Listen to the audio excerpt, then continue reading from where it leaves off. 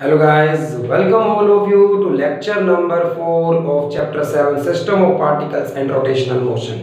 और rotational motion, rotation के motion के बारे में पढ़ने से पहले हम सेंटर ऑफ मास की बात कर रहे हैं और centre of mass different different bodies का 4 लेक्चर तक पहुंच गया है सेंटर ऑफ मास, क्योंकि मैंने आपको हर तरह के मास डिस्ट्रीब्यूशन के लिए centre of mass find out करना सिखाया है और सिखा रहा हूं। इस लेक्चर में भी मैं एक पहाड़ है इस तरह से, तो एक माउंटेन का सेंटर ऑफ मास कहां पर है ये जानने की कोशिश करेंगे। धरती को अगर दो आधे, एक एप्पल है, अगर मैं उसे एक परफेक्ट स्फीयर मान लूं, होता नहीं है, मान लिया जाए एक एप्पल को अगर आधा आधा काट कर बांट दिया है मैंने, तो उस आधे पार्ट का यानी उस हेमिस्फीयर का सेंटर ऑफ मास कहां होगा। इस तरह की बातें जाननी है हमें आज के लेक्चर में। तो फटाफट से इन दोनों को बताता हूं ताकि हम रोटेशन पर पहुंचे, टॉप की बात पर पहुंच सकें। और मैं आपको बताना चाहता हूं क्या, सेंटर ऑफ मास। मैं आपको बताना चाहता हूं centre of mass of a cone. तो एक कोन की बात कर रहे हैं, सॉलिड है भाई, सॉलिड है, ऐसे नहीं है जैसे, वैसे तो सेम ही रहेगी बात हमारे पास, लेकिन एक सॉलिड कोन की बात करेंगे फिलहाल। जैसे माउंटेन होते हैं, होलो होता तो मतलब बर्थडे कैप होती है ना, जन्मदिन की टोपी होती है, वो होलो है। लेकिन अभी मैं सॉलिड कोन की बात कर रहा हूं और वो है माउंटेन होता है। जैसे एक इस तरह, या मिट्टी का एक ढेर लगा दिया है आपने, आप अपने हाथ से मिट्टी डाल रहे हैं, इस तरह से मिट्टी इकट्ठी होती जा रही है, इकट्ठी होती जाएगी तो वो कोन की शेप लेगी इस तरह से। जब आइसक्रीम को भर दिया है, आइसक्रीम को एक कोन जो आता है, सॉफ्टी बोलते हैं हम उसे, जैसे, तो उस कोन को आइसक्रीम से भर दिया जाए और उल्टा करिए भाई, तो वो कोन की शेप जो है उसी का centre of mass find out करना चाहते हैं। कल से आप अगर आज से या शाम से आप आइसक्रीम खाएंगे तो आप अपने फ्रेंड को बताएंगे, देख इसका सेंटर ऑफ मास मैं बताता हूं कहां पर है। तो ये बताने के लिए आपको जानना जरूरी है कि सेंटर ऑफ मास किस तरह से फाइंड आउट किया जाएगा।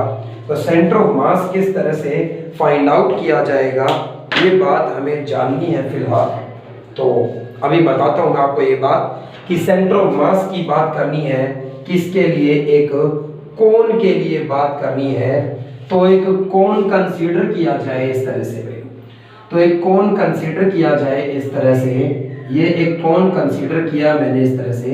तो ये एक कोन है और कोन का रेडियस है भी कुछ r, तो इस कोन का कुछ रेडियस भी होगा यहाँ पर, कैपिटल R इसका रेडियस है और हाइट होगी भाई इसकी। तो इस कोन की हाइट है इस तरह से, ये कोन है तो इस कोन की हाइट है कुछ h यहाँ पर हाइट है किसकी, कोन की। तो h हाइट का ये कोन है, r इसका रेडियस है। ये तो पक्की बात हो गई है कि इसका सेंटर ऑफ मास इस लाइन पर कहीं लाई करता है, इस एक्सिस पर कहीं लाई करता है। कि अगर मैं इस पॉइंट को ओरिजिन मान लूं, मैं अगर इस पॉइंट को क्या मान लेता हूं, ओरिजिन मान लेता हूं, तो ये एक्स एक्सिस हो जाएगा मेरे लिए और ये वाई एक्सिस हो जाएगा मेरे लिए। और वाई एक्सिस पर x भी 0 है, y एक्सिस पर z की वैल्यू भी 0 है। मुझे इस कोण के लिए सिर्फ y की वैल्यू फाइंड आउट करनी है, मुझे इस कोण के लिए सिर्फ y की वैल्यू फाइंड आउट करनी है कि इसका y कोऑर्डिनेट कितना है, क्योंकि इसका सेंटर ऑफ मास इस लाइन पर कहीं होगा, ये तो पक्की बात है, क्योंकि अराउंड की तरफ मास बिल्कुल यूनिफॉर्म डिस्ट्रीब्यूट किया गया है। ये कोण कैसे बन गया होगा, ये कोण मैंने एक डिस्क रखी है, एक डीवीडी होती है ना जैसे, तो एक डीवीडी रखी है मैंने, फिर उससे कम डायमीटर की, फिर उससे कम डायमीटर की, उससे कम बहुत सारी डिस्क रखता जाऊं और रेडियस उनका घटाता जाऊं, डायमीटर कम करता जाऊं, तो ऐसी शेप ले लेगा। तो एक डिस्क जो है, उस डिस्क का सेंटर ऑफ मास कहां पर है, सेंटर पर है। एक डिस्क है, प्लेट, जैसे खाना खाने की प्लेट होती है ना, तो उस प्लेट का सेंटर ऑफ मास कहाँ पर है? सेंटर पर है। फिर डायामीटर घटता गया, बहुत सारी प्लेट्स रख दी मैंने इस तरह से, और ऐसा होने पर ये कोन की शेप ले ली इसने। तो ये सब पक्की बात है, सभी का सेंटर ऑफ मास इस लाइन पर है। अब उनका मिलाकर जो सेंटर ऑफ मास मैं बताना चाहता हूं, एक सेंटर ऑफ मास, वो सेंटर ऑफ मास कहां पर है इसकी हम बात करने वाले हैं, और इसीलिए सेंटर ऑफ मास इसी लाइन पर कहीं होगा, ये पक्की बात है। तो ये सेंटर ऑफ मास इसी लाइन पर कहीं होगा, ये तो पक्की बात है। इसलिए मुझे इसका y कोऑर्डिनेट फाइंड आउट करना है बस, क्योंकि y ये ओरिजिन माना गया, ये पॉइंट, ये y एक्सिस है, y एक्सिस पर x की वैल्यू 0 है, y एक्सिस पर z की वैल्यू भी 0 है। इसका y कोऑर्डिनेट फाइंड आउट करना है। इसका y कोऑर्डिनेट फाइंड आउट करने के लिए कि इसका सेंटर ऑफ मास कहां पर है, इसका सेंटर ऑफ मास मुझे फाइंड आउट करना है। अगर इस तरह से, तो सेंटर ऑफ मास इसका फाइंड आउट करना, और इस कोण के बारे में मुझे क्या पता है अभी तक कि इसका रेडियस r है और इस कोण की हाइट क्या है, h है भाई। तो सबसे पहली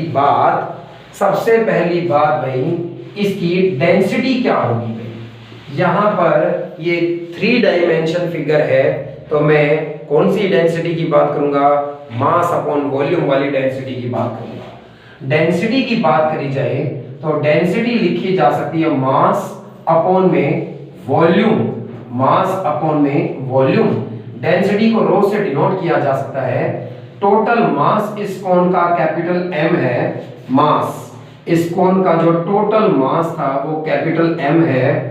तो मास अपॉन में वॉल्यूम, कोण की वॉल्यूम पाई r स्क्वायर h होती है सिलेंडर की, और एक h हाइट और r रेडियस के सिलेंडर में से 3 कोण बनाए जा सकते हैं, इसलिए हमने 1/3 कर दी है। इस तरह से आप जानते हैं इस बारे में। हेंस डेंसिटी लिखी जा सकती है, 3 ऊपर जाएगा 3m और अपॉन में पाई r स्क्वायर h, ये फर्स्ट नाम दीजिए। इतनी डेंसिटी है इस कोण की। डेंसिटी क्यों फाइंड आउट करी? ताकि किसी भी एलिमेंट का मास फाइंड आउट कर सके। और मैंने इस तरह की जब कॉन्टिन्यूस मास डिस्ट्रीब्यूशन होगा, मैंने बताया आपको, तो आप पहले यूं एज्यूम करिए, जैसे कल एक रोड की बात करी थी प्रीवियस लेक्चर में, तो रोड बहुत सारी स्लाइसेस काटी जा सकती थी उसके अंदर से, उस एक स्लाइस का मास कितना है, उसके कोऑर्डिनेट क्या है, फिर इंटीग्रेशन की मदद लेंगे। वही काम यहां पर करिए। ये कोण किससे बना हुआ है? बहुत सारी डिस्क से बना हुआ है। आप कोई एक डिस्क रैंडमली कंसीडर करिए। ये एक डिस्क कंसीडर कर ली भाई मैंने यहां पर, मैंने इस तरह से ये एक डिस्क कंसीडर कर ली, मैंने ये डिस्क कंसीडर कर ली। इसकी थिकनेस इतनी कम है कि ये स्लोप नेगलेक्ट किया जा सकता है भाई।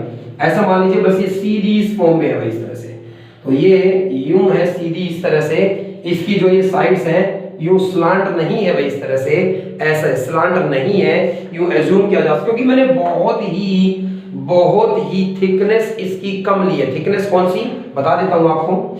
ये मैंने एक डिस्क कंसीडर करी है, ये मैंने एक डिस्क कंसीडर करी है। इस डिस्क का जो सेंटर ऑफ मास है वो इसके अपने ज्योमेट्रिकल सेंटर पर होगा भाई। ये एक सिमेट्रिक बॉडी है, एक डिस्क, एक कॉइन होता है, जैसे 1 रुपए का सिक्का, 2 रुपए का सिक्का, 5 रुपए का सिक्का, 10 रुपए का सिक्का, उसका सेंटर ऑफ मास उसके सेंटर पर है। इसका सेंटर ऑफ मास यहाँ है, सेंटर ऑफ मास इसका बिल्कुल सेंटर पर, जिसका ओरिजिन से डिस्टेंस कितना हो गया, ये हाइट कितनी हो गई, y मान ली गई। ये जो ओरिजिन है यहाँ पर, इस ओरिजिन से कितनी हाइट पर है ये डिस्क, y मान ली गई है इस तरह से। और अगर ये y है तो इस ऊपर वाले पॉइंट से, मैं इसे नाम दे देता हूं कुछ, ये O है, इसे A नाम दे दिया जाए, इसे B नाम दे दिया जाए, इस पॉइंट को C नाम दे दिया जाए, और इस पॉइंट को D नाम दे दिया जाए इस तरह से। तो ये जो AC की हाइट कितनी हो गई होगी भाई, टोटल हाइट इस कोण की h थी, और ये हाइट इस डिस्क की ओरिजिन से y है, तो ये जो डिस्टेंस है A से C का, ये h माइनस y लिखा जा सकता है। इसे h माइनस y लिखा जा सकता है। तो इसे इस तरह से लिखा जा सकता है अगर, तो मैं आपको बताऊं कि y मैंने हाइट मानी है इस डिस्क की ओरिजिन से, और dy डी वाई इसकी क्या हो गई है, विड्थ हो गई है, डी वाई इसकी क्या हो गई है, विड्थ हो गई है। ये पॉइंट डी था, मैं लिख देता हूं डी वाई। तो सबसे पहली बात तो आप ये समझें कि इंटीग्रेशन का जब यूज करना है centre of mass find out करने के लिए, तो ये जो डिस्क है इसका यहाँ ओरिजिन से हाइट कितनी मानी है y, और इसकी विड्थ कितनी मानी है dy। तो y हाइट है और dy इसकी क्या हो गई है, विड्थ हो गई है। ये y हो गया है तो ये ऊपर वाला डिस्टेंस h माइनस y हो गया, क्योंकि टोटल हाइट इसकी h थी, r इसका क्या है, रेडियस। ये जो डिस्क कंसीडर करी है, ये जो डिस्क मैंने कंसीडर करी है, इस डिस्क का जो रेडियस है वो x है। इस डिस्क का जो रेडियस है वो कितना मान लिया गया है, x मान लिया गया है। तो इसका तो सभी सीधी सी बात है, जब कॉन्टिन्यूस मास डिस्ट्रीब्यूशन होगा तो आपको पहले एक ऐसा एलिमेंट मानना पड़ेगा जिसका आप कुछ मास एज्यूम कर सकते हैं, जिसके कोऑर्डिनेट्स पता है आपको। और भाई ये जो डिस्क बानी है मैंने, इसके कोऑर्डिनेट्स कैसे पता है आपको? भाई ये जो डिस्क है ना, एक डिस्क है ये, इसका सेंटर ऑफ मास, इसका मास कहां माना जा सकता है, इसके सेंटर पर, सी पॉइंट पर माना जा सकता है इसका सेंटर ऑफ मास। और उस पॉइंट का डिस्टेंस ओरिजिन से वाई एक्सिस पर कितना है, वाई लेट कर लिया, ये इसकी कोऑर्डिनेट्स हो गए हैं इस तरह से। और ऐसी ऐसी बहुत सारी डिस्क से मिलकर ये बना हुआ है। यहाँ पर बहुत बड़े ये सब, यहाँ पर रेडियस r था डिस्क का, फिर रेडियस कम होता गया और करते करते ऊपर पहुंचकर रेडियस 0 हो गया। तो ऐसी ऐसी बहुत सारी डिस्क से ये बना है। इंटीग्रेशन कब काम आएगा भाई, अभी तो काम आएगा। सबसे पहले क्या फाइंड आउट करूं, इस डिस्क का क्या फाइंड आउट करूं, मास फाइंड आउट करूं भाई। सबसे पहले इस डिस्क का मास फाइंड आउट करिए। तो ये जो एलिमेंट कंसीडर किया है मैंने, मास ऑफ स्मॉल एलिमेंट भाई, ये जो एक एलिमेंट कंसीडर किया है, ये डिस्क कंसीडर की है, इसका मास क्या होगा भाई? मास लिखा जा सकता था डेंसिटी इनटू में वॉल्यूम, मास लिखा जा सकता था डेंसिटी इनटू में वॉल्यूम। dm है इसका मास, dm से डिनोट करते हैं डेंसिटी रो। अभी तो मैंने रो लेट कर ली, बाद में पुट करूंगा ये सब कुछ। रो डेंसिटी को रो लेट कर लीजिए। और वॉल्यूम, वॉल्यूम इसकी क्या होगी भाई? ये एक तरह का सिलेंडर है, एक डिस्क एक तरह का सिलेंडर है जिसकी हाइट बहुत ही कम है, पाई आर स्क्वायर एच होती है। तो पाई और रेडियस इस डिस्क का कितना, x लेट किया है, तो पाई एक्स स्क्वायर, और हाइट इसकी dy, ये जो विड्थ है यही इसकी हाइट है, इनटू में dy है। x इस डिस्क का रेडियस है, पाई एक्स स्क्वायर इनटू h चाहिए था, dy जो ये विड्थ है, ये हाइट ही तो है भाई, बहुत ही कम है, ताकि मैं स्मॉल एलिमेंट की मदद से फाइंड आउट कर सकूं भाई। इतना मास है इसका, तो देयरफॉर ये मास है अगर इस डिस्क का, तो भाई इसका कोऑर्डिनेट कितना हो गया, y। डिस्टेंस इसका ओरिजिन से कितना है, y है, तो y इसका डिस्टेंस हो गया है। सेंटर ऑफ मास का y कोऑर्डिनेट फाइंड आउट करना है मुझे, 1 में टोटल मास से डिवाइड किया जाता है, और इंटीग्रेशन में y dm लिखा जाता है। और लिमिट्स डालूंगा, अभी मैं बताऊंगा आपको लिमिट्स क्या होंगी, अभी लिमिट्स बताऊंगा मैं क्या होगी भाई आपको। इतना समझने के बाद लिखिए क्या कि भाई y coordinate centre of mass का फाइंड आउट करना है हमें। y coordinate centre of mass का फाइंड आउट करेंगे हम, तो y coordinate centre of mass का इज इक्वल टू 1 में टोटल मास, और इंटीग्रेशन में y है, dm की वैल्यू रख देता हूं भाई मैं, डेंसिटी है, पाई है, x का स्क्वायर है, और ये y आ गया यहाँ पे, y है, और पहले से ही वहां पर क्या है, dy है। तो इस फॉर्म में लिख लिया गया। इस फॉर्म में लिखने के बाद भाई डेंसिटी जो है ना, डेंसिटी की वैल्यू मैं यहाँ लिख लेता हूँ कि डेंसिटी 3m में पाई आर स्क्वायर h है, बाद में इसका यूज करूंगा मैं, और फिलहाल मैं यहाँ से रब करता हूँ। तो centre of mass find out करने के लिए इंटीग्रेशन का यूज किया जाएगा। ये जो है ना, इसे इक्वेशन नंबर 2 नाम दे दीजिए, डेंसिटी को 1 नाम दिया था, इसे इक्वेशन नंबर 2 नाम दे दीजिए, क्योंकि इसका इंटीग्रेशन अभी नहीं हो सकता भाई। क्यों नहीं हो सकता? अभी तक जब भी मैंने डेरिवेशन कराए और इंटीग्रेशन की बात आई, हमने इस तरह से बात करी, x dx का इंटीग्रेशन करिए, वाई डी वाई का इंटीग्रेशन करिए, या वाई स्क्वायर समथिंग जो भी है। कहने का मतलब वाई है तो डी वाई होगा, एक्स होता था तो डी एक्स होता था, जिसके रिस्पेक्ट में कर रहे हैं वो वेरिएबल था। यहां पर डी वाई है, डी के अंदर वाई है, इंटीग्रेशन किसके रिस्पेक्ट में करना है, वाई के रिस्पेक्ट में करना है। ये वाई है, मतलब इस डिस्क का डिस्टेंस जो है वो वाई है इससे। दूसरी डिस्क की बात करूंगा तो वाई इंक्रीज भी होगा, नीचे आऊंगा वाई अलग अलग है हर एक डिस्क के लिए। इस एक्सप्रेशन में एक्स भी आ रहा है, एक्स इस डिस्क का क्या माना गया है, रेडियस। अलग अलग डिस्क का रेडियस भी अलग अलग होगा, एक्स भी वेरिएबल है, वाई भी वेरिएबल है, दो वेरिएबल एक साथ है ना, इसमें इंटीग्रेशन करना आसान नहीं भाई। पहले मैं इस फॉर्म को चेंज करूं, ऐसी फॉर्म लेकर आऊं कि इस इंटीग्रेशन में एक ही वेरिएबल हो भाई, एक ही वेरिएबल हो, ताकि इंटीग्रेशन लिमिट्स डालकर किया जा सके। कर देंगे, कोई दिक्कत नहीं है भाई। या तो x की वैल्यू y की टर्म्स में ले आता हूं, या y की वैल्यू x की टर्म्स में ले आता हूं। और ये कैसे किया जा सकता है कि भाई ये a b o या a o b ट्रायंगल देख पा रहे हैं आप, triangle a o b similar है भाई, triangle a o b similar है ट्रायंगल a c d के। भाई मैं रीजन बता दूं आपको, क्योंकि a एंगल दोनों में, ये d a c, ये a एंगल दोनों में आएगा इस तरह से, a o b में भी और a c d में भी आएगा। ये वाला एंगल यहाँ 90 है, ये वाला एंगल यहाँ 90 है, और तीसरा तो अपने आप ही बराबर होगा। एक एंगल कॉमन है, एक 90 है, तीसरा भी ये वाला एंगल इसके इक्वल है। तीनों एंगल इनके इक्वल है, तो ये छोटे वाला ट्रायंगल और ये बड़े वाला ट्रायंगल सिमिलर है। तो यहां से लिखा जा सकता है क्या भाई, ये ए सी का मतलब ए सी अपॉन में ए ओ बराबर है सी डी अपॉन में ओ बी।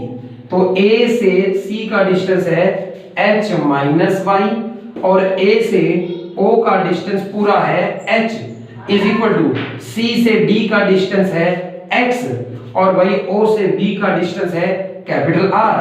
हेंस x को लिखा जा सकता है h माइनस वाई मल्टीप्लाई में r और डिवाइडेड बाई h। भाई x की ये वैल्यू उठाकर यहां पुट करूंगा तो लिख दीजिएगा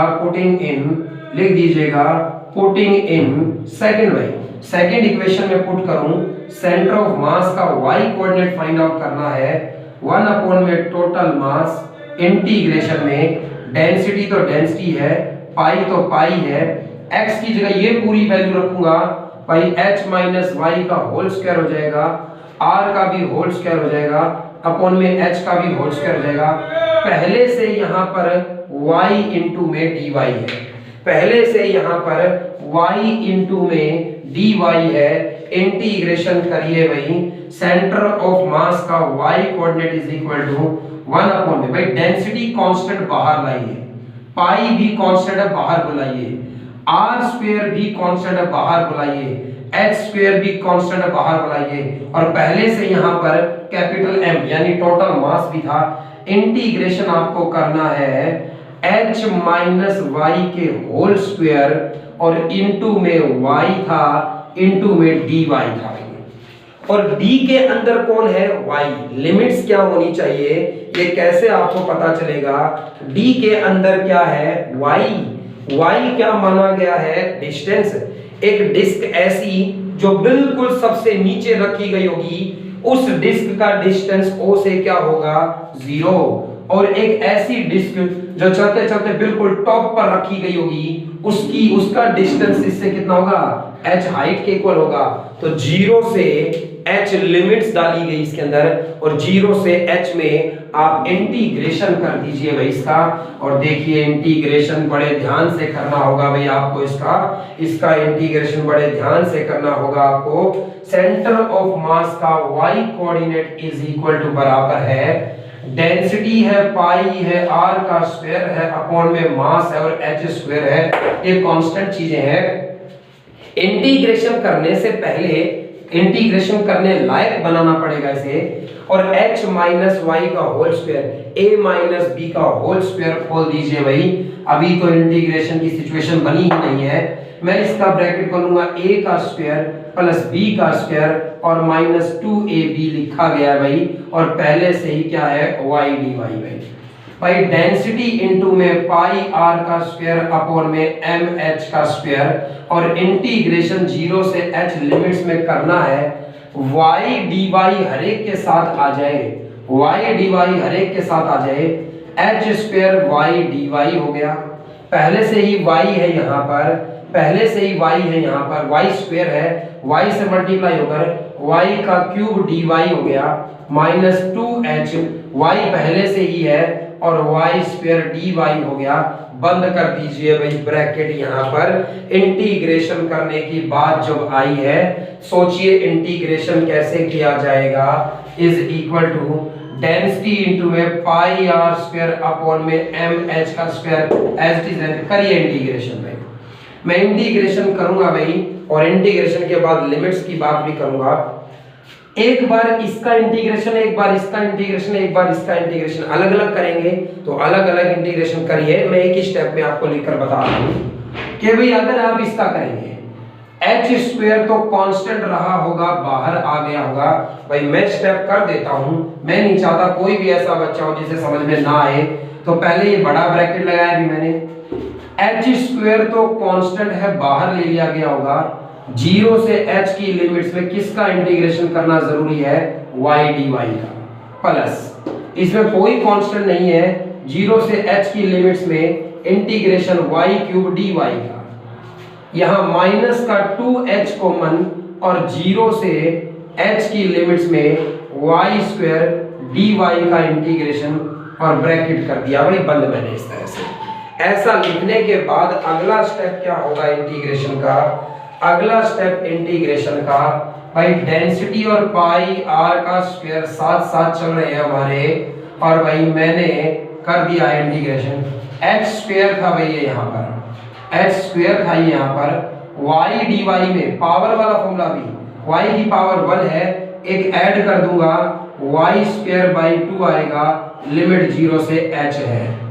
y की पावर 3 का इंटीग्रेशन y की 4/4 होगा, लिमिट 0 से h होगी, माइनस 2h कॉमन था और भाई y स्क्वायर का इंटीग्रेशन y की 3/3 होगी और लिमिट 0 से h होगी और ये ब्रैकेट बंद था इस तरह से। भाई ऊपर से फिर रब कर रहा हूँ, स्पेस काफी चाहिए इस डेरिवेशन के लिए। Centre of mass find out कर रहे हैं हम किसका, कोन का, तो भाई is equal to centre of mass का y coordinate is equal to density into में पाई इनटू में r स्क्वायर अपॉन में मास इनटू में h स्क्वायर है। और भाई देखिए इस y की जगह एक बार अपर लिमिट h पुट करूंगा, h स्क्वायर बाई 2 होगा, 0 पुट करूंगा तो 0, h स्क्वायर बाई 2 आएगा लिमिट पुट करने के बाद, पहले बाहर भी h स्क्वायर है, h की 4/2 आएगा, प्लस y की जगह अपर लिमिट पुट करूंगा, h की 4/4 आएगा भाई, माइनस का 2h है पहले से ही, ये 3 है तो -2/3 को बाहर लिख लो। इस y की जगह अपर लिमिट आएगी h का क्यूब और बाहर पहले से ही h है, h की 4 हो गई भाई लिमिट्स पुट करने के बाद। डेंसिटी इनटू में पाई r का स्क्वायर अपॉन में mh का स्क्वायर, और भाई एलसीएम लेकर सोल्व कर दो, 3 4 और 2 का एलसीएम 12 आ गया, 2 6 जा पर 6h की पावर 4 हो जाएगी, 4 3 जा पर 3h की पावर 4 हो जाएगी, 3 4 जा 4 2 जा 8 जा पर -8h की पावर 4 होगी, 6 और 3 9, 9 में से 8 गए, 1 बचा। डेंसिटी की वैल्यू भी पुट कर दीजिए भाई यहाँ, ये रो डेंसिटी की वैल्यू क्या थी यहाँ से पुट कर दीजिए। डेंसिटी की वैल्यू थी 3m अपॉन में पाई आर स्क्वायर h, और यहाँ पहले से पाई है, पहले से r स्क्वायर है, यहाँ पहले से एक m भी है, यहाँ पहले से एक h स्क्वायर भी है, और ये सारा सोल्व कर कर h की 4/12 भी आ गया है। और भाई जिस बच्चे ने मेरे साथ साथ चल रहा है लिखते हुए इस वीडियो लेक्चर में, वो इसे काट कर बहुत खुश होगा आंसर देखने के बाद। मास से मास कैंसिल हो गया भाई, यहाँ पर पाई से पाई कैंसिल हो गया भाई, r स्क्वायर से r स्क्वायर कैंसिल हो गया भाई, 3 4 जा 12 हो गया भाई, नीचे h और h स्क्वायर, h का क्यूब हो गया, h का क्यूब इस h की पावर 4 में 3 काट देगा, एक h बचेगा और नीचे बस 4 बचा है, बाकी सब कैंसिल है भाई। Centre of mass centre of mass का y कोऑर्डिनेट निकालना था इस एक्सिस पर कितनी हाइट पर, ये y की वैल्यू आई है ना, y कितना है h/4 है। सेंटर इस ओरिजिन से, ये ओरिजिन मान लिया था मैंने, तो इस ओरिजिन से h/4 हाइट पर सेंटर ऑफ मास लाई करता है। सेंटर ऑफ मास के कोऑर्डिनेट्स लिखे जा सकते हैं 0, h/4, 0 है। एक कोण गिवन है अगर आपको, तो x कोऑर्डिनेट 0 है उसका, y कोऑर्डिनेट h/4 है और z कोऑर्डिनेट 0 है। कब? जब आपने इसके एक्सिस को ही क्या मान लिया है, y एक्सिस, और यहां इस नीचे बेस के सेंटर को क्या मान लिया है, ओरिजिन। तो यहां से h/4 हाइट पर क्या है इसका सेंटर ऑफ मास है। मैं एग्जांपल के साथ बताऊंगा भाई आपको कि मान लीजिए आपके पास एक कोण है, आपके पास एक कोण है जिसकी हाइट कितनी है 4 सेंटीमीटर है। 4/4 मतलब 1 सेंटीमीटर, यानी ये इसका जो एक्सिस है, इस एक्सिस पर नीचे से 1 सेंटीमीटर ऊपर में, नीचे से 1 सेंटीमीटर ऊपर, तो ऊपर से कितना रह गया 3 सेंटीमीटर है। टोटल हाइट 4 सेंटीमीटर है, तो h/4 का मतलब 1 सेंटीमीटर हो गया। तो 1 सेंटीमीटर की हाइट पर सेंटर ऑफ मास होगा, 4 सेंटीमीटर की इसकी हाइट थी, तो 1 सेंटीमीटर ऊपर बेस से इस कोण का क्या होगा, सेंटर ऑफ मास होगा इस तरह से। तो ये बात भी आप सभी को क्लियर होनी चाहिए कि सेंटर ऑफ मास किस तरह से फाइंड आउट किया गया, इस कोण का सेंटर ऑफ मास किस तरह से फाइंड आउट किया गया।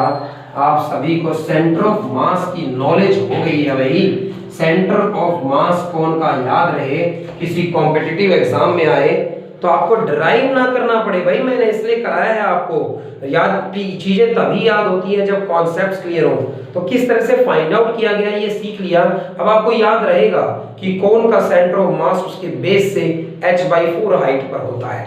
चलिए एक और बात करते हैं भाई, अगर मान लेते हैं आपके पास क्या होता एक स्फीयर में, इस तरह से अगर हमारे पास एक स्फीयर होता तो स्फीयर का सेंटर ऑफ मास कहां पर होता, इसके अपने ज्योमेट्रिकल सेंटर पर, मतलब इस सेंटर पर होता है इसका सेंटर ऑफ मास। कोई परेशानी वाली बात ही नहीं थी, कोई डेरिवेशन करने की जरूरत ही नहीं है। मुझे वैसे ही इस चैप्टर में बताया गया है कि जितनी भी सिमेट्रिक फिगर्स हैं उनका अपना सेंटर ऑफ मास उनके अपने ज्योमेट्रिकल सेंटर पर होता है।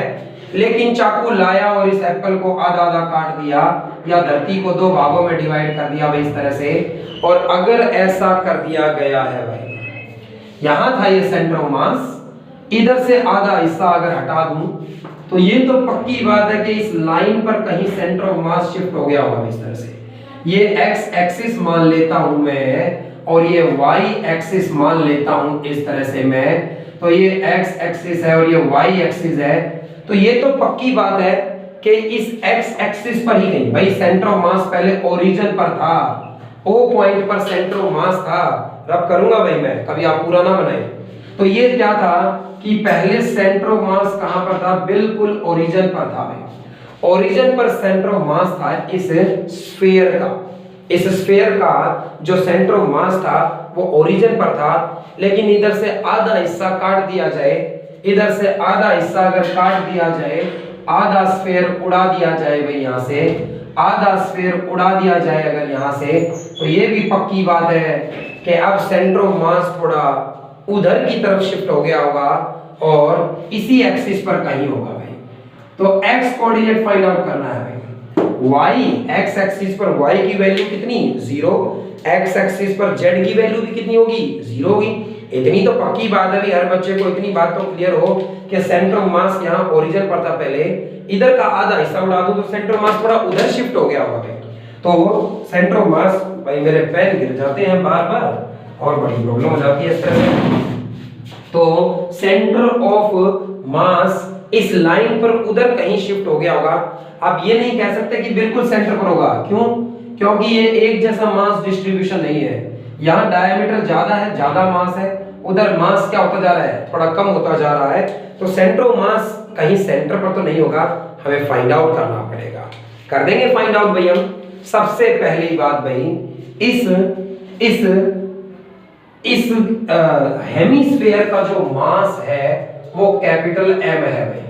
हेमिस्फेयर का मास कैपिटल एम है और इस हेमिस्फेयर का रेडियस कितना है भाई, कैपिटल आर इसका रेडियस है कुछ। तो डेंसिटी लिखिए भाई, सबसे पहले डेंसिटी लिख लीजिए। डेंसिटी रो क्या होगी इसकी, डेंसिटी तो मास अपॉन में वॉल्यूम होती है, तो डेंसिटी मास अपॉन वॉल्यूम होती है। मास कैपिटल एम है, वॉल्यूम पूरे स्फेयर की वॉल्यूम होती है 4/3 पाई आर का क्यूब। भाई ये हेमिस्फेयर है तो आधी कर देते हैं 2/3 पाई आर का क्यूब। हेंस डेंसिटी की वैल्यू लिखी जा सकती है 3 ऊपर जाता है 3m अपॉन में 2 पाई आर क्यूब। ये इक्वेशन नंबर 1 रहने दीजिए। जैसे अभी कौन के केस में लास्ट में यूज किया था, मैं इसका लास्ट में यूज करूंगा कि ये डेंसिटी की वैल्यू है।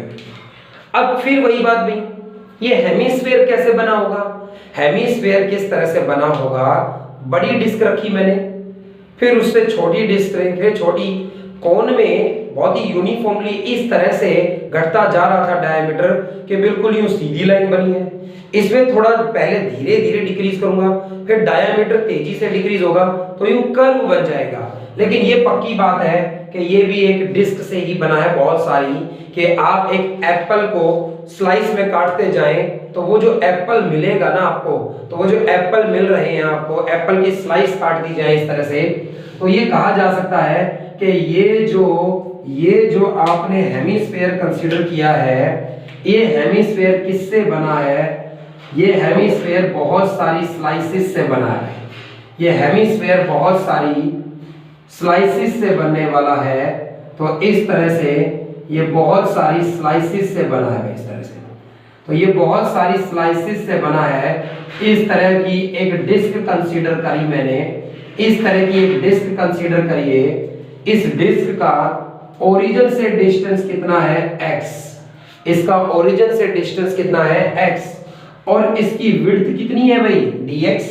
तो जिस डायरेक्शन में बात हो रही है ना, उसकी विड्थ को उसी से डिनोट करेंगे।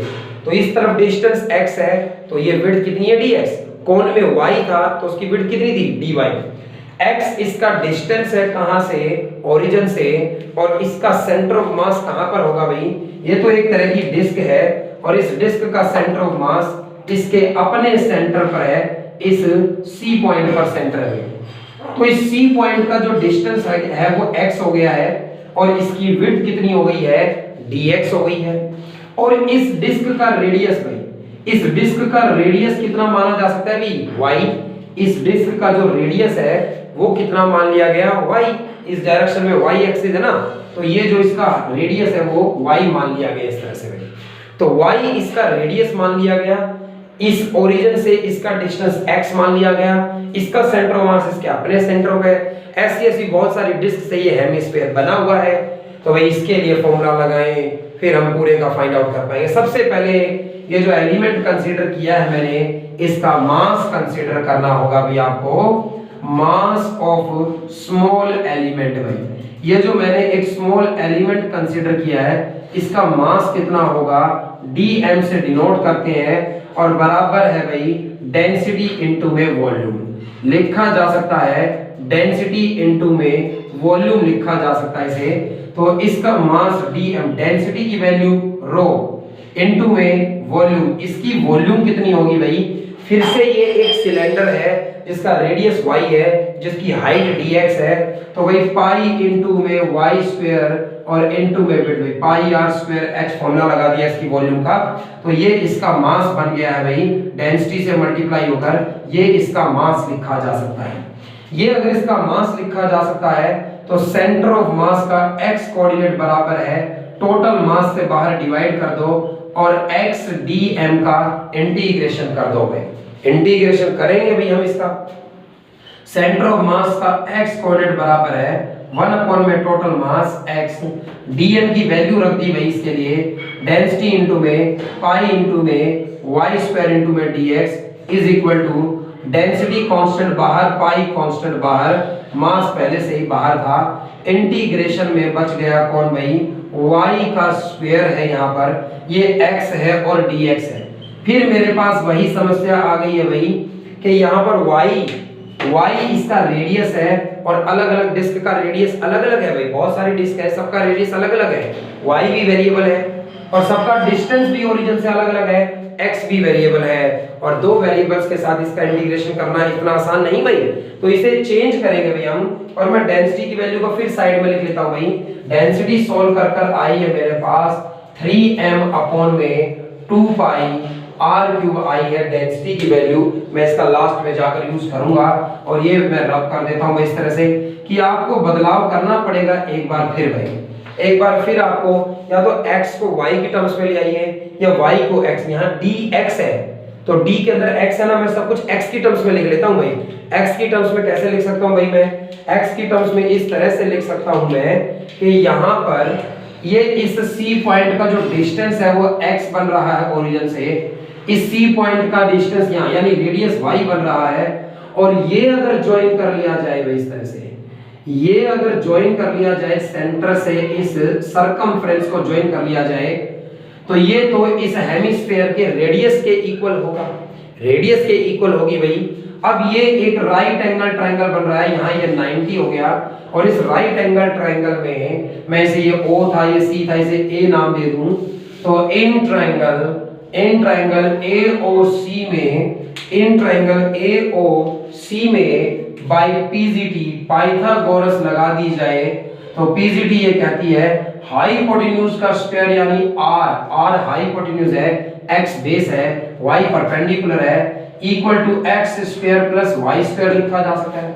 यानी y स्क्वायर को r square minus x square लिखा जा सकता है। मुझे y स्क्वायर की ही वैल्यू चाहिए थी भाई जो कि x की टर्म्स में आ गई है और r स्क्वायर की टर्म्स में आ गई है। r रेडियस इस हेमिस्फीयर का कांस्टेंट है इसलिए x की टर्म्स में आंसर आ गया। पुटिंग इन सेकंड भाई, सेकंड इक्वेशन में ले जाकर पुट कर दीजिए, पुटिंग इन सेकंड इक्वेशन यहां पुट करूंगा, सेंटर ऑफ मास का x coordinate is equal to density into में पाई अपॉन में मास बाहर था, इंटीग्रेट भाई y स्क्वायर की जगह रख दीजिए r square minus x square और बाहर भी पहले से ही x है और इनटू में क्या हो गया भाई dx हो गया भाई, इनटू में क्या हो गया dx हो गया। और भाई d के अंदर कौन है x क्या माना गया है, यहां से डिस्टेंस माना गया है। एक डिस्क जो बिल्कुल यहां पे स्टार्टिंग जो O के साथ टच में है डिस्क, उसका डिस्टेंस ओरिजिन से 0 है, बढ़ते बढ़ते एक डिस्क जो बिल्कुल लास्ट में यहां पहुंचोगे उसका डिस्टेंस रेडियस के इक्वल हो जाएगा जितना इसका रेडियस है।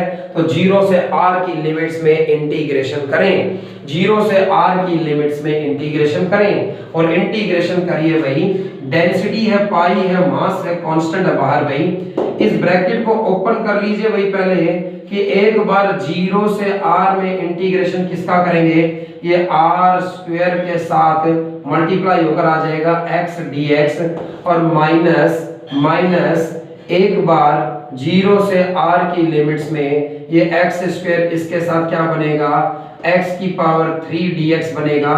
इनका इंटीग्रेशन कर दीजिए भाई, इनका इंटीग्रेशन जब आप करेंगे तो इनका इंटीग्रेशन आप करेंगे तो भाई ये सेंटर ऑफ मास का x coordinate is equal to बराबर है रो इनटू में पाई अपॉन में m, r स्क्वायर कांस्टेंट है भाई, मैं यहां कर देता हूं ऐसे, r स्क्वायर तो बाहर लिख लिया था, x dm का इंटीग्रेशन भाई, x square r square constant था और भाई इंटीग्रेशन x dx का x स्क्वायर बाय 2 हुआ और लिमिट्स 0 से r रही, माइनस x की 3 में पावर ऐड करूंगा x की 4 हो जाएगी, डिवाइड में 4 आएगा, लिमिट्स 0 से r रहेंगी, इंटीग्रेशन डेंसिटी इनटू में पाई अपॉन में मास, एक बार x की जगह अपर लिमिट r स्क्वायर बना देगी, सो बाहर वाले r स्क्वायर से मल्टीप्लाई अगर r की 4/2 रहेगी, 0 तो 0 कर देगी, x की जगह एक बार अपर लिमिट आएगी तो r की 4/4 होगी, एक बार 0 रहेगी भाई।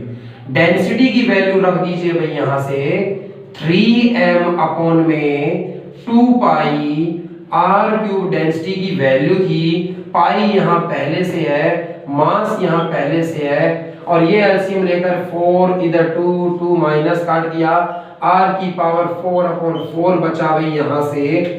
और ऐसा होने के बाद भाई, ऐसा होने के बाद मैं आपको बता दूं इज इक्वल टू बराबर मास से मास कैंसिल हो गया है, पाई से पाई कैंसिल हो गया है। यहाँ पर ये 3 है, ये 2 4 जा 8 हो गया है, r की 4 है, नीचे r की 3 है, एक r कटेगा। सेंटर ऑफ मास का x कोऑर्डिनेट आया है, ये मैं कह सकता हूं सेंटर ऑफ मास का x कोऑर्डिनेट आया है 3r/8, y कोऑर्डिनेट 0 है और z कोऑर्डिनेट भी उसका क्या है 0 है।